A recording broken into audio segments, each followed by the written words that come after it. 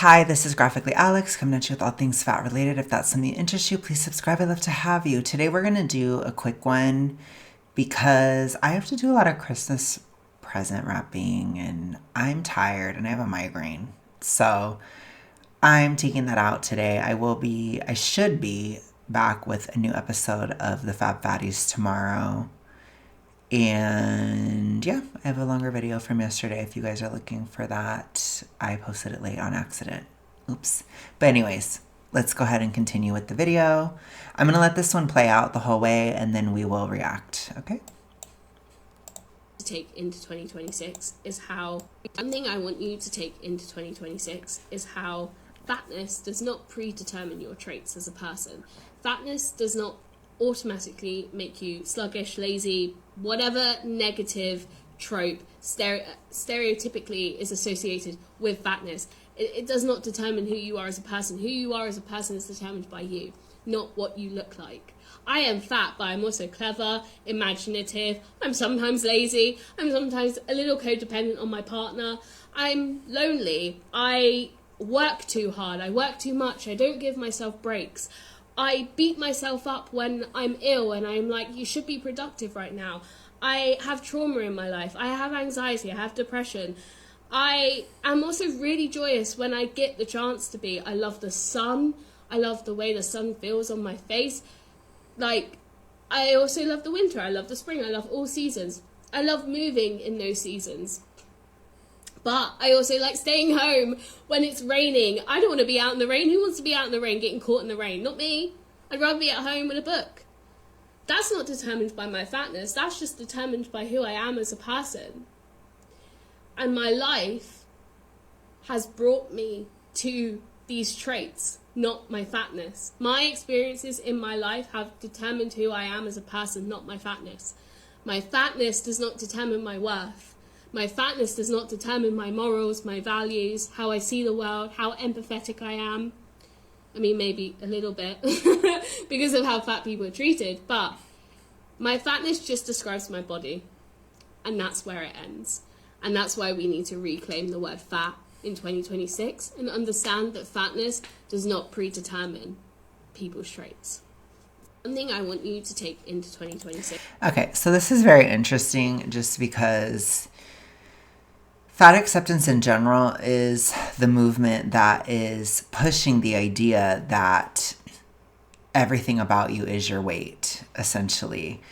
It is a toxic ritualistic foundation within fat acceptance as a quote-unquote movement that you overly identify with your body size, basically. And your body size becomes a major, major aspect of your identity, which she's a little bit confused, honestly, because if fatness was truly not a part of your identity, then you wouldn't have to make this video. You wouldn't have to state it. It's just obvious, basically. Now, if you're saying I'm no longer going to be that way, that's a great thing.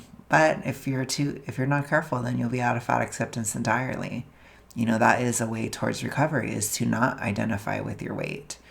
So it's kind of interesting to me. I'm going to go ahead and go through it again. Something I want you to take into 2026 is how fatness does not predetermine your traits as a person. Fatness does not automatically make you sluggish, lazy, whatever negative trait. So I will say that when you are fat, you do have physical barriers due to the fatness. So you will be more sluggish than you would be if you were not fat. You will likely be more lazy than you would be if you weren't fat. And that can be upsetting to a lot of people to hear, but you actually do reduce your capacity when you are fat because you take up more energy in being fat. Basically, it's harder to get around, it's harder to function. So therefore, you're not able to do as much, which that is, you know, physical reality. So think about how productive you are. Think about how much you do as a person, and you could do way more if you weren't fat. That's just the truth. Think about how many more stairs you could go up and how much faster you could go up them if you weren't fat. That's just a very baseline example. But yeah, It doesn't mean that you're automatically the most lazy person. It doesn't mean that you're automatically the most sluggish person.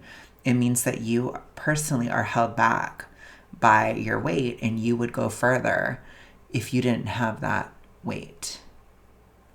So again, everything's a distribution, whatever, bell curve, etc.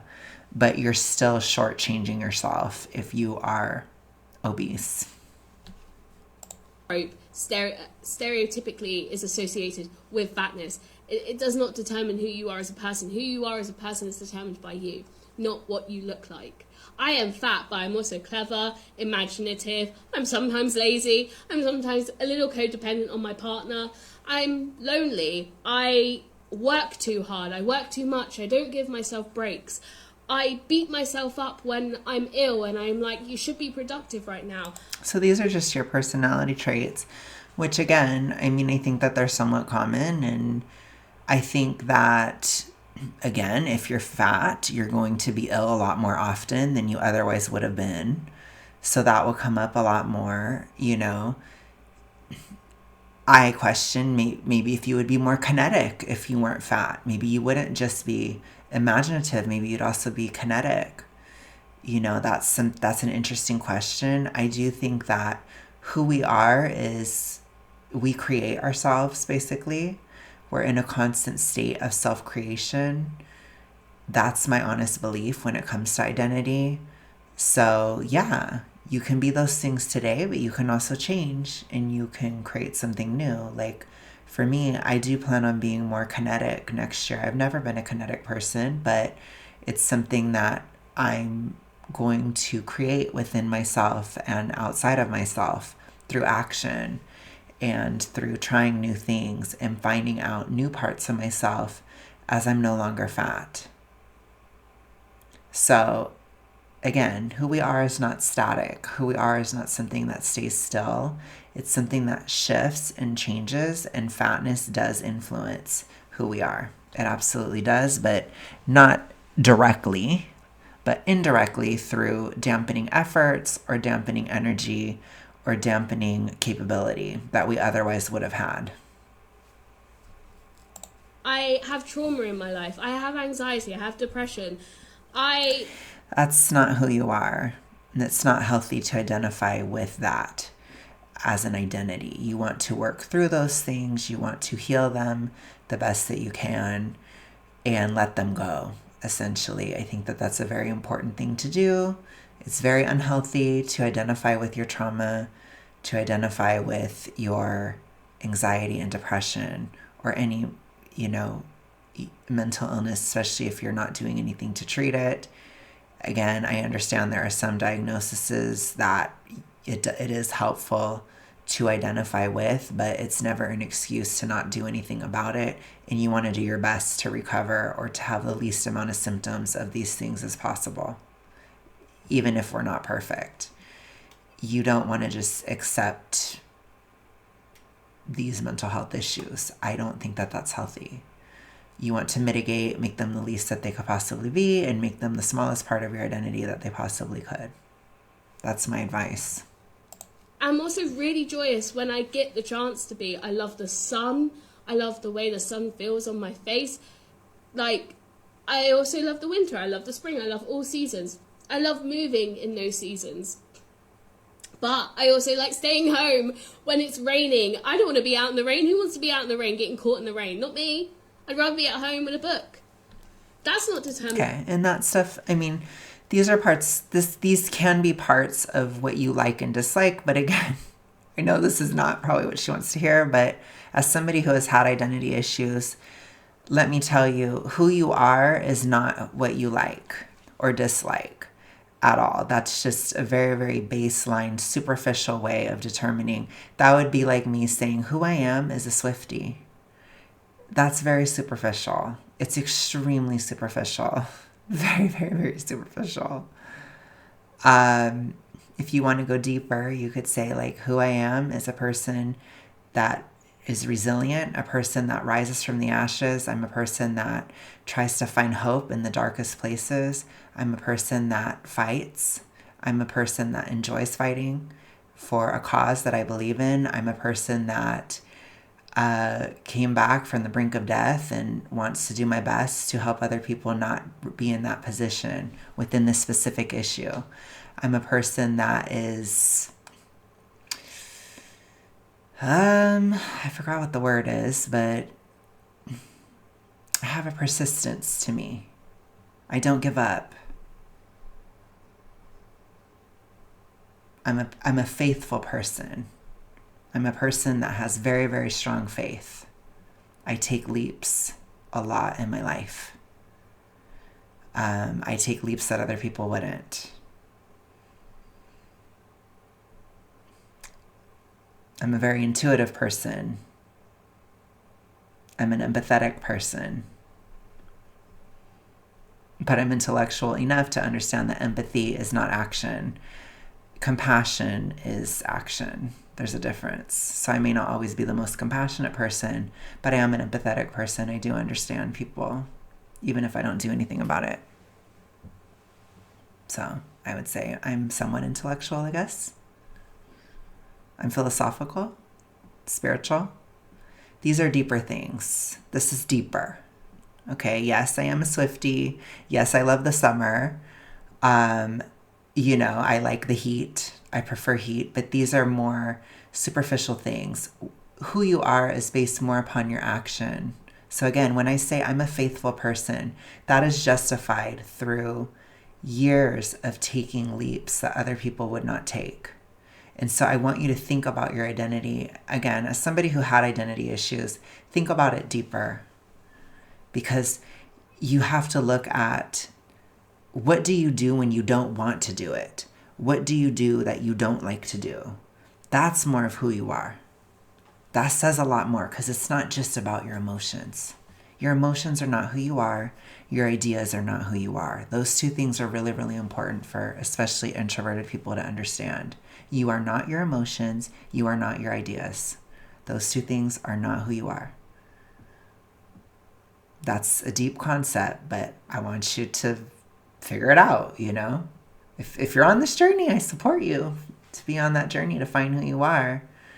And if fatness isn't who you are, I agree with you.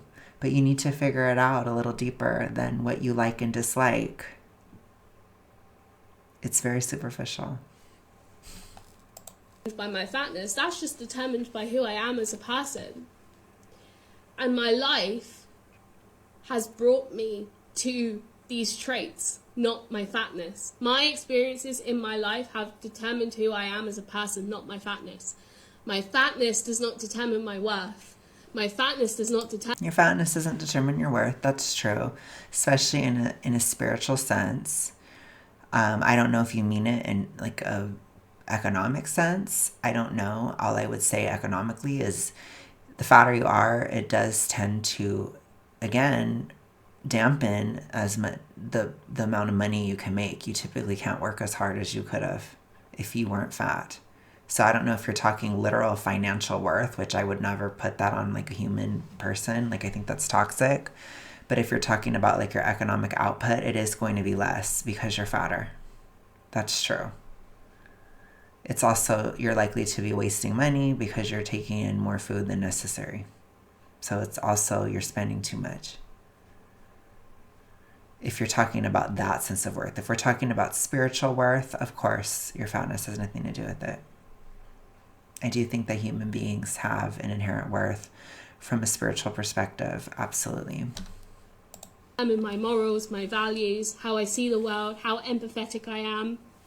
I mean, maybe a little bit because of... Okay, well, your morals and values, again, those often have to do with what do you do when you don't want to do it. So for example, if somebody doesn't want to take care of their body, but they do it anyways, that's a moral and that's a value. That's not based on a feeling. It's based on belief. So again, that can definitely be a part of who you are because again, it touches on something that's not an emotion and not just an idea, because it can't just be an idea. It can't just be an emotion. It has to be principles, actions, things you will do even if you don't feel it. That's more who you are. That's the truth. That's the truth of who we are. How fat people are treated, but my fatness just describes my body. and that's where it ends. And that's why we need to reclaim the word fat in 2026 and understand that fatness does not predetermine people's traits. No, it doesn't predetermine things, but it does limit you, which that's something that I don't know if she wants to accept, but that is the facts. And with that, you guys, I'm going to go. Like I said, I'm going to make this quicker. I hope you guys enjoyed this. I know it was a little philosophical, but sometimes you got to meet a fat activist there, because if they're talking purely philosophically, then I do have to counter philosophically as well. Thank you guys so much for listening. I will see you guys tomorrow. Bye.